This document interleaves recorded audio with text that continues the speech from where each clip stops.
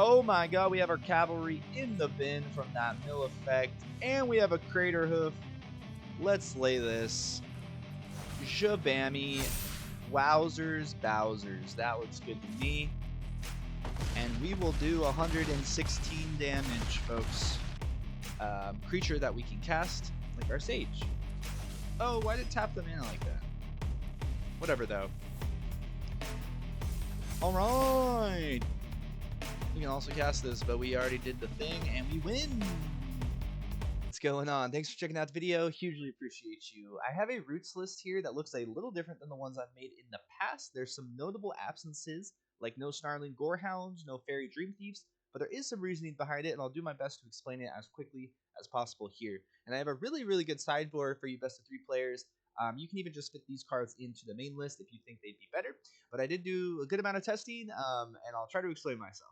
We actually have more reanimation than it may look like at first glance, and we have a good amount of removal and interaction, which is very important. And I went for a more mid-range, sort of mid-ground Roots list, trying to squeeze in some of the new Tarkir cards. So I'll come back to the best of 3, or the sideboard, in a second. Now, just to catch everybody up, Roots, right? Every time you take a creature out of your graveyard, you'll create a plant. What we're really trying to do is make a whole bunch of plants. They get pretty darn big, too. And then just throw down our Craterhoof, which is awesome that we can play this now, and our Moonshaker Cavalry. So we just have 2 really big bombs in the threat, but right away I'll say that we have a lot of surveilling in this deck, so you can be pretty selective with what you're actually drawing and what you're pitching to the graveyard.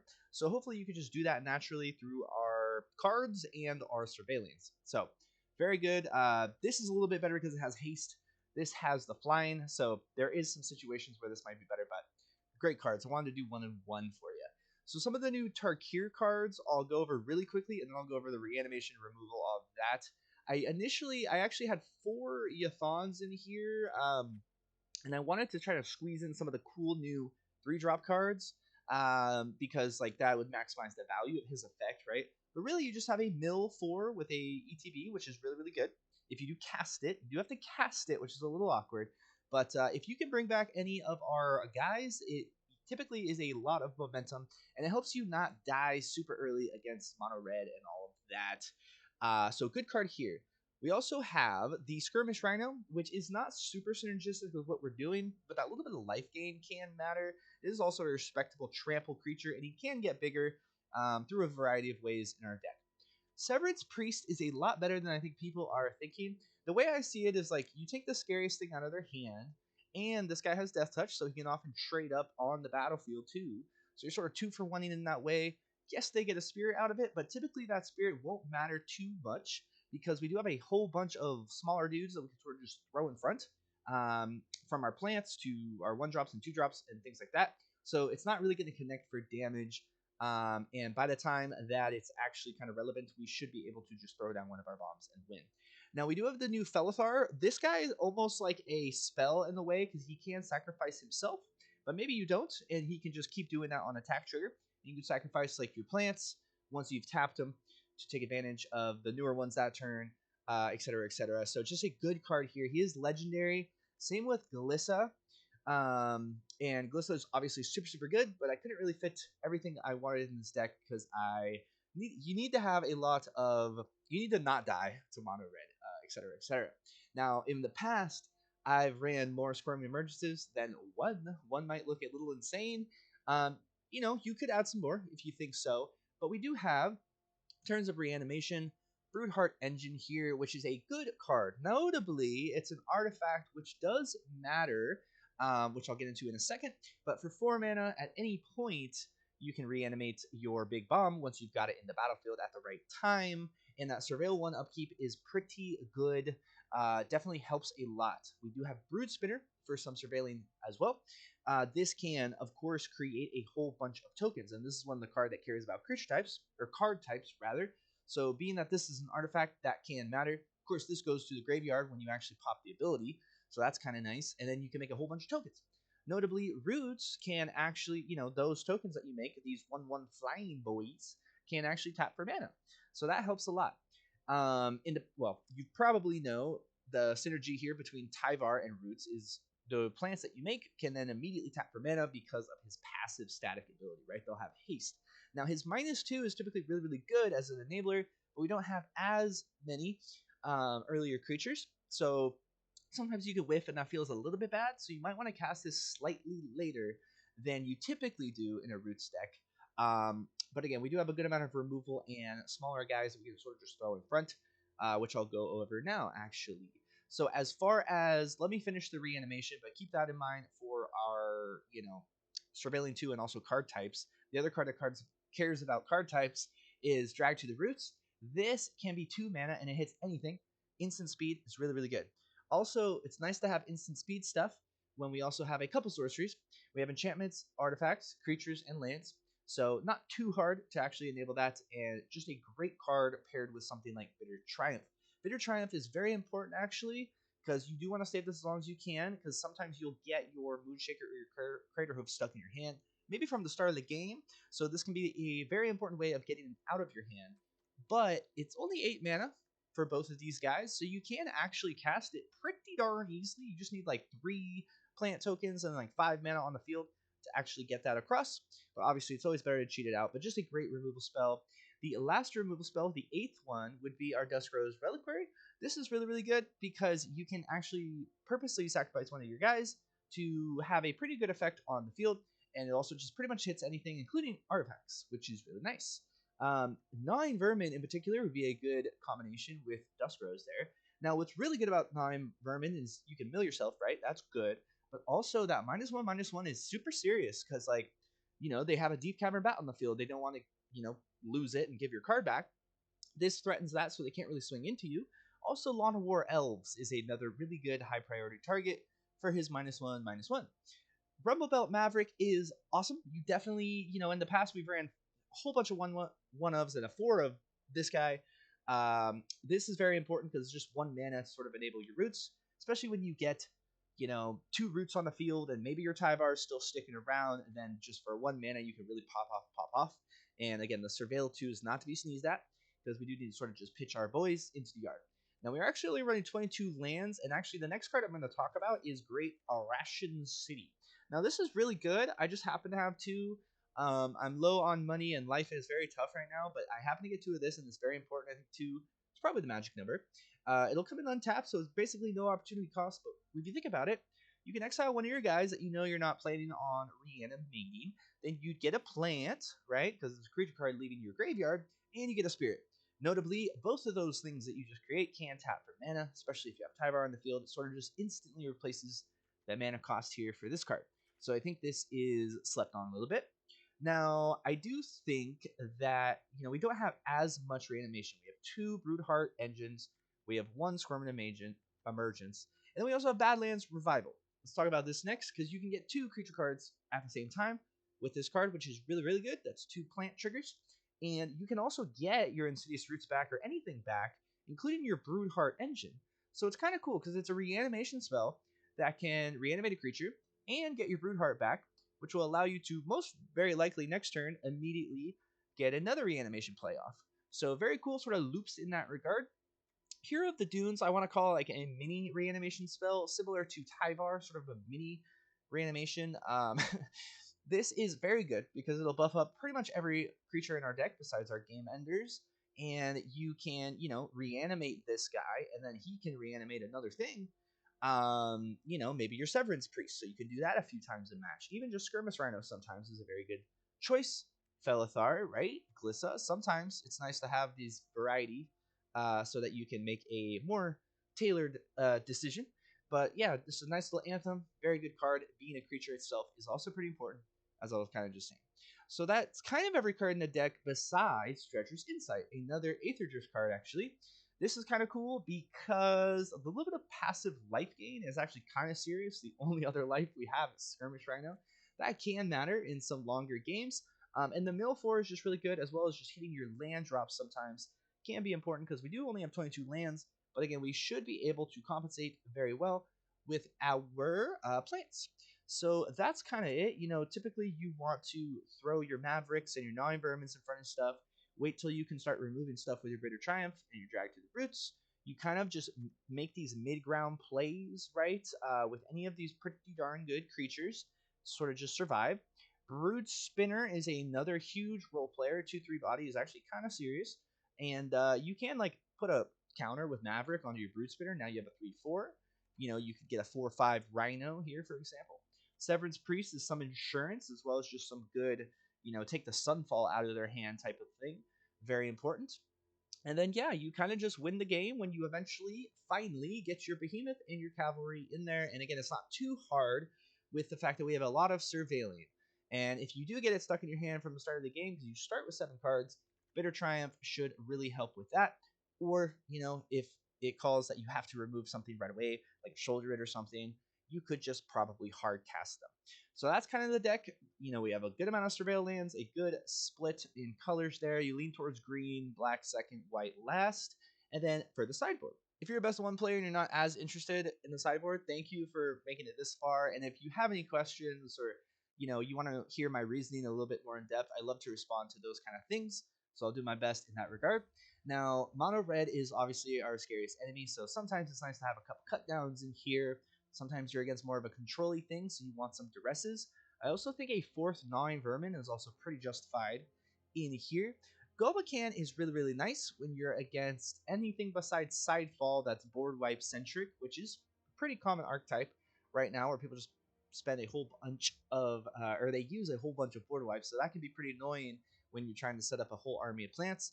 Now, this also gives you a lot of information in combination with like your Severance Priest, right? So it's nice to see their hand. It's nice to delay their turn. Sometimes that can matter. It's blanket protection, and you can grow your creatures. So sometimes this is actually really, really good. I'm a fan of this. For like the mono reds and any sort of, you know, sometimes they have 2 Sheltered by Ghosts. You can take out 2 Sheltered by Ghosts at the same time with this. Oh, I'm sorry. It's mana value 1 or less. I'm losing my mind. Just kidding. But you could take 2 Heartfire Heroes out and feel pretty good about that. Anyway, pest control is good. You can also just cycle it, which is putting a sorcery into the bin for your card types. Kind of cool. Maelstrom Pulse is an amazing card. 3 is, you know, sometimes if it's a, you'll sideboard this in more than probably anything else in the sideboard. Very good card here. 2 Deadly Cover-Ups as well, because sometimes you just need those. Yeah, you'll lose maybe a land or a plant or 2, but you can rebuild pretty easily in this deck if you have a Reanimation spell in your hand, for example, and sometimes it's just great to have that. For a final Reanimation, my head might be covering this a little bit, but it can hit anything, which is really, really good, and if you do get to flip it over, you'll get a creature that could, you know, a creature token that can tap for mana every turn, and all your tokens will get lifelink, so all of a sudden your plants, if you have like 5 or 6 of them, that's a lot of lifelink. You can gain like 40, 50 life and feel like a saucy boy.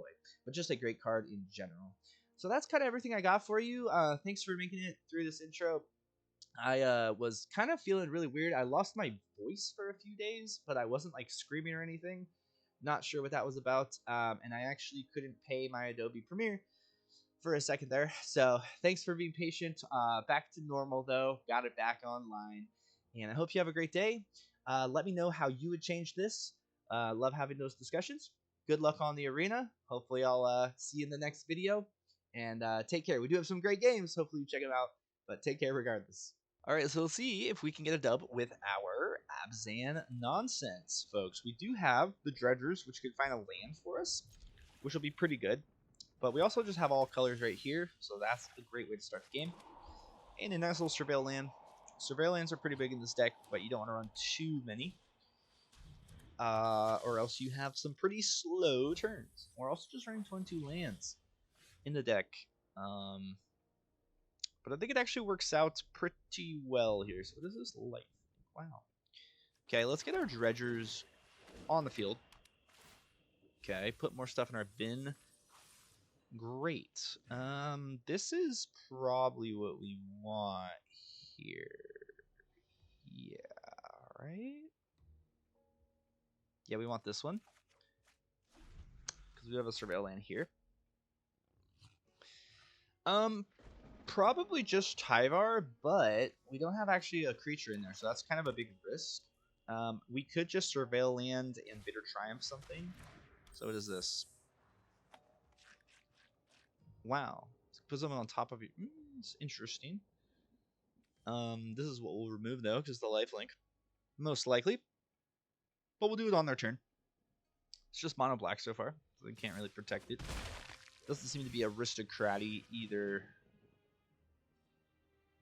Except the roots. Okay, let's see what we surveil. If we put a creature in here, kind of massive, kind of massive. Let's put that in there for sure. So now we'll roots. And what we can do is Yathan. And Yathan will enable what we're trying to do here. And this is a good matchup for us, I would say. I actually thought about adding this card because of the mill and a little bit of life, right? Good against aggro, so we can survive as we assemble what we're trying to do. This would be a good option, to be honest. Very weird deck from the opponent here, but that's not too shabby-dabby-doo. We could go for the Tyvar, but no, I think it's better. Let's leave this to just do this. Because we know we can at least get the Rhino, and the Rhino's a pretty good blocker here as well. So yeah, we didn't hit anything besides the Rhino. But 3 triggers, boom, bam, bang. Okay. Feeling good. And we do have Dunes, which could bring back the Rhino if it does get popped. Which it might over Yathan, I would say. Let us see.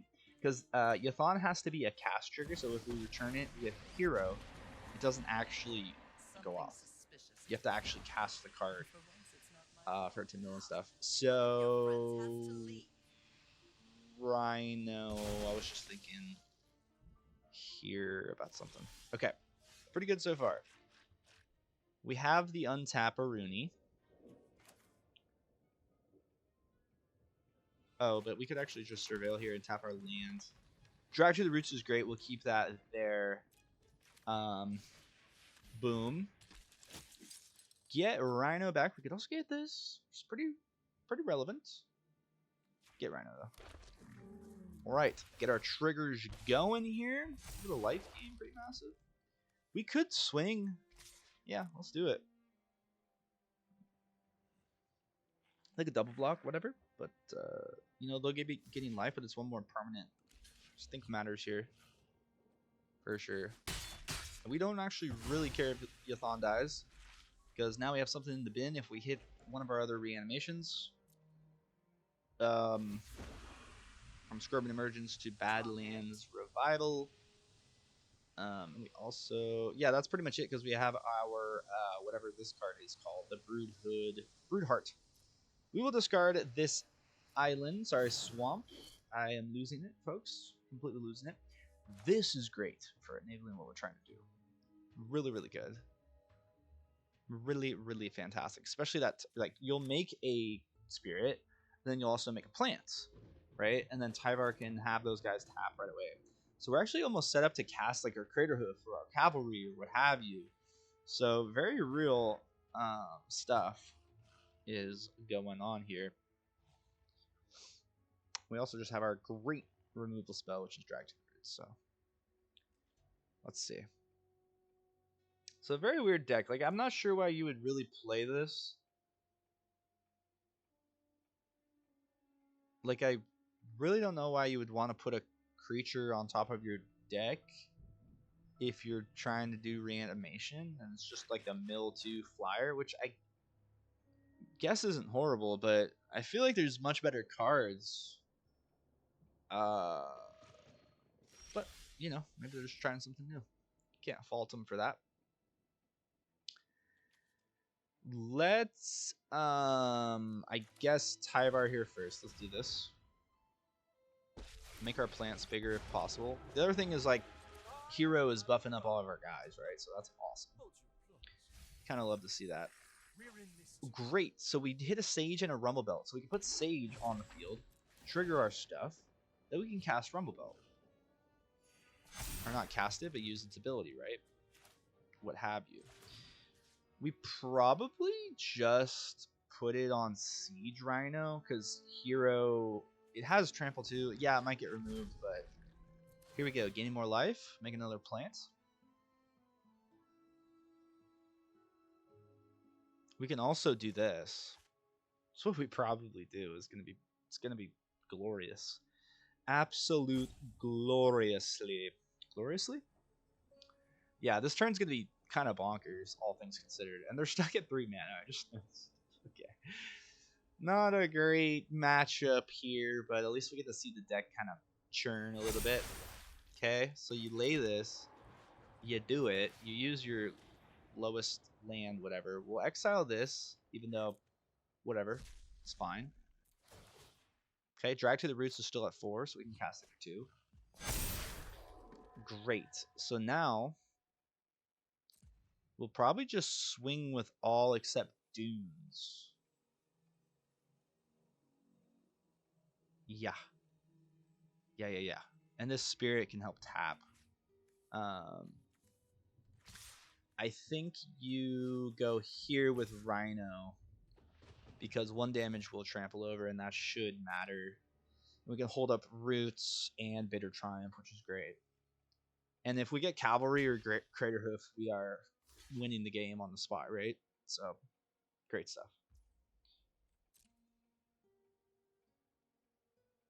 Well, not on the spot. They could remove it, but I think the ETB will still go off. Yeah, it will. So, yes, sir.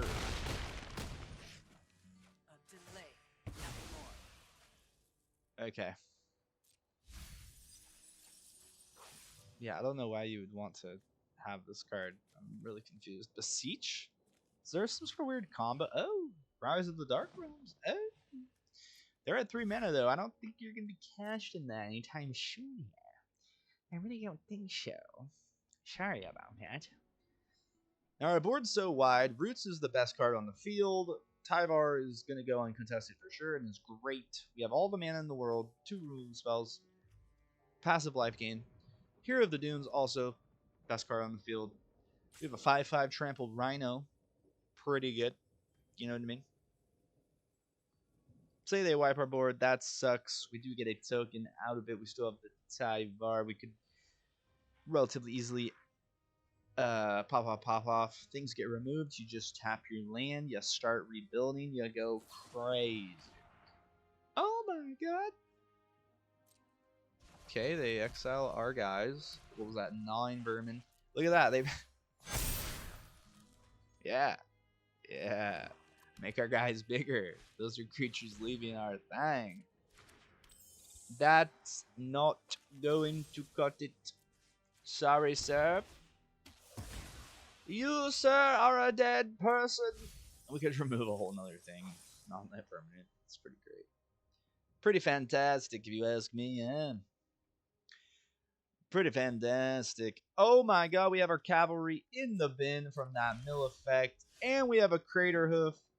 Let's lay this. Jabammy. Wowzers, Bowsers. That looks good to me. And we will do 116 damage, folks. I calced it. Oh my god, it was actually kind of close. Wait, what was their life before that?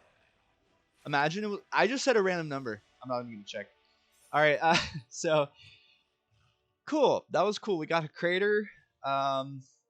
Very interesting matchup, though. The opponent's deck was kind of booty. So let's get into another one to kind of show you how dynamic things can be, I guess. Thanks for checking it out, by the way. This is a good hand. We like this hand. We have earlier drops, all colors, some removal, and a nice little mid-game play. Fabled Passage. We'll do this. The Passage is fabled, folks. Oh my god. Not a Jeskai monument, I'm terrified.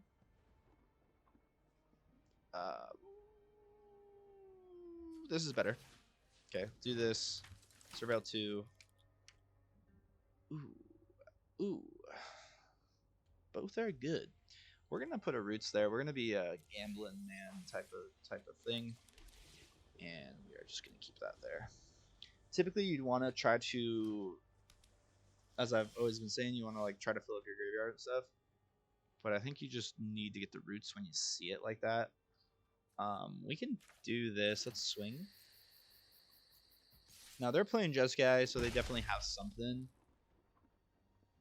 going on here.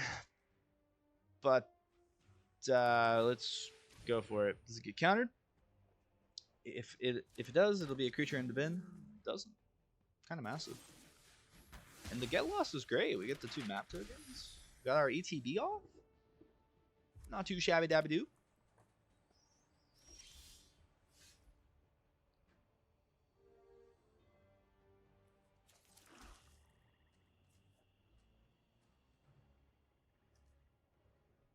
I think you do this. Let's see if what we mill here. Oh my god! Wow, they countered that. A little premature, eh? Oh, they have another one. Oh, they were fast on that trigger too. That was kind of interesting. Oh my god, it's Shiko, not Shiko. Oh, not too shabby. Not too shabby indeed. However,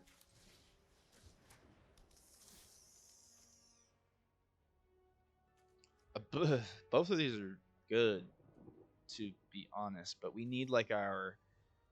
So unfortunately Ozlith goes there, and that does actually put an artifact in there, so our drag is enabled here.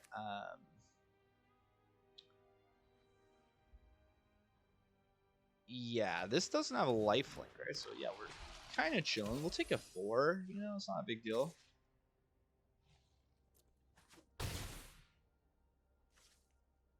They got nothing? That's interesting. Let's just go for this right now, right? What do you got for me? What do you have for me? Okay. That's really unfortunate, but not a huge deal whatsoever. So I almost want to keep this for our roots if we can find it. Is there even really a reason to...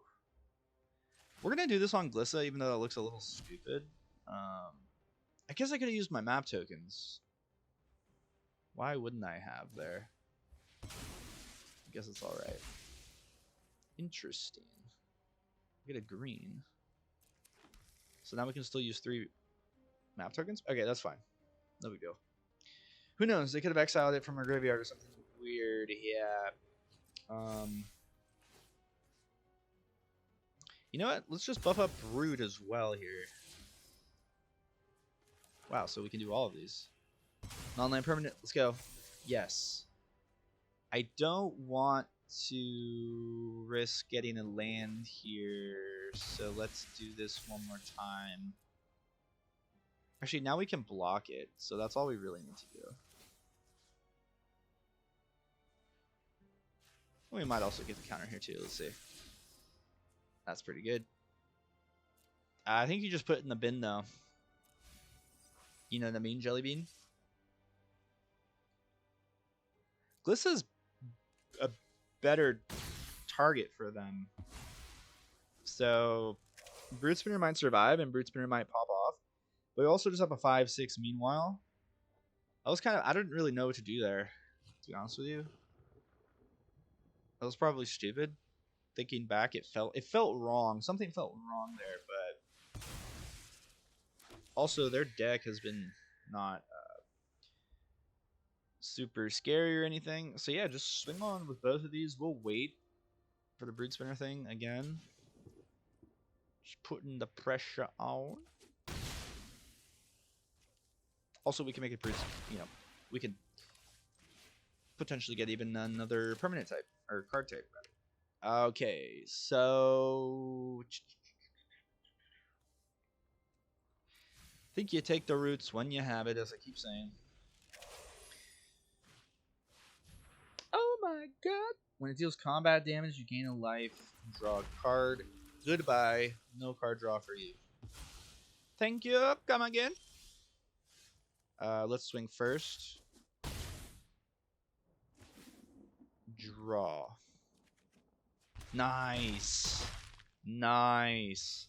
Actually, we can Moonshaker Badlands here, but let's get this down. And what's great is... Ooh, if we had popped Brood, though... But we also were day late and $1 short in terms of mana. They could also counter this.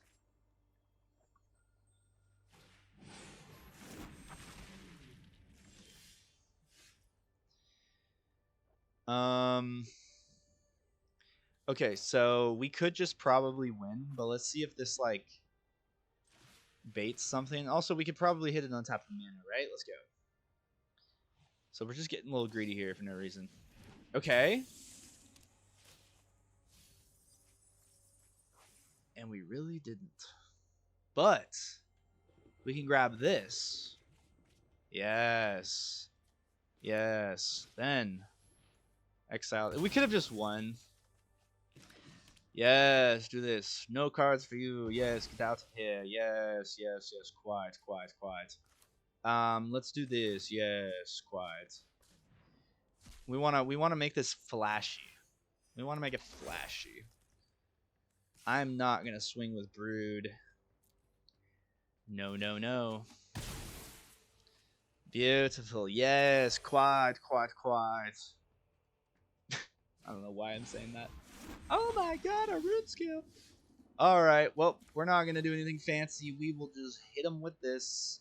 Would have been great to pop the... Oh yeah, we can get another thing. So we'll get a creature that we can cast, like our Sage. Oh, why did it tap the mana like that? Whatever, though. Alright! We can also cast this, but we already did the thing, and we win! Wowzers! Okay, so that's what happens, right? You hit a... You just kind of... They didn't have much aggression, but the Drag to the Roots is a pretty great removal spell as well with our Bitter Triumphs and stuff. You gain a lot of life here. You just have so much value with Roots if it goes uncontested. Glissa uncontested, kind of insane. Also setting up that Broodspinner, kind of insane, but we didn't really need to do anything fancy. I tried to do something fancy there, just for extra damage, just for a cooler clip. So thanks for checking out the gameplay. You're an awesome person. I love you, and I hope you have a great day. If you're heading out, more decks on the way. Don't forget to like the video. That helps a lot. And sub if you play Standard and you like videos. Okay.